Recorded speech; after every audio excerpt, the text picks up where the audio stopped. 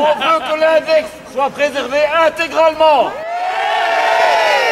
On veut pouvoir négocier les salaires librement. Et on va demander poliment à la ministre de l'Emploi de défendre ça au gouvernement. À l'heure où le projet d'AIP est entre les mains du gouvernement, plus de 200 militants CNE et LBC réunis en quelques heures à peine ont rendu une visite surprise à la ministre de l'Emploi et du Travail, Joëlle Milquet. Objectif, maintenir la pression sur le Cairn. Notre message, c'était de dire à la ministre qu'elle et le gouvernement doivent transformer un mauvais AIP en des bonnes politiques pour les travailleurs. Et d'abord, ça veut dire que nous voulons préserver l'index intégralement. Ça nous a dit qu'elle s'y tiendrait. Et nous voulons aussi une vraie liberté de négociation des salaires. Elle peut faire avec le gouvernement toutes les normes salariales qu'elle veut.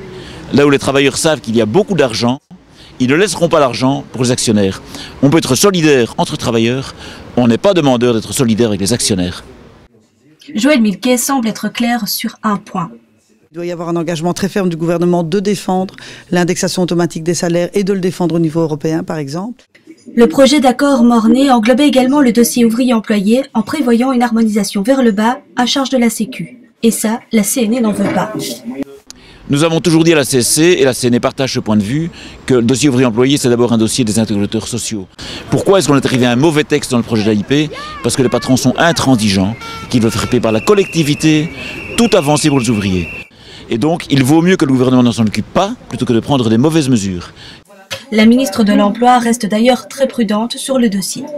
De voir comment est-ce qu'on peut peut-être renforcer les acquis pour les ouvriers sans mettre à mal le statut des employés, en tout cas pour la phase des 2 ans maintenant, et pour tout le reste qui vous pose un énorme problème, renvoyer à une négociation entre vous.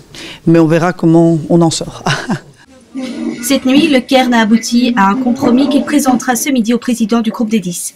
Les partenaires sociaux se réunissent lundi. La CNE, quant à elle, attend d'en savoir plus pour se positionner et reste plus que jamais mobilisée.